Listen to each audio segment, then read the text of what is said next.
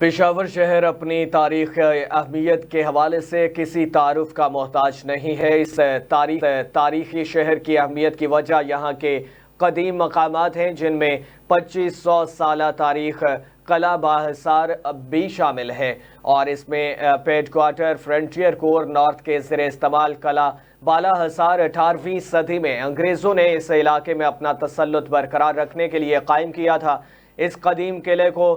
محفوظ بنانے کے لیے گزشتہ سال بڑی سطح پر تزئین و آرائش مکمل کی گئی ہے۔ آج بھی اس تاریخی سانگراز قلعہ کو بڑی تعداد میں لوگ دیکھنے کو آتے ہیں، جن میں مقامی افراد سمیت دیگر صوبوں سے آنے والے سیاح مہمان بڑی تعداد میں اسکول، کالج اور یونیورسٹیوں کے طلباء و طالبات سمیت مختلف اداروں کے ارکان بھی شامل ہوتے ہیں، اور ملکی سیاح اور سفارتکار بھی قلعہ بالا حصار کو دیکھنے کے لیے یہاں کا دورہ کرتے ہیں۔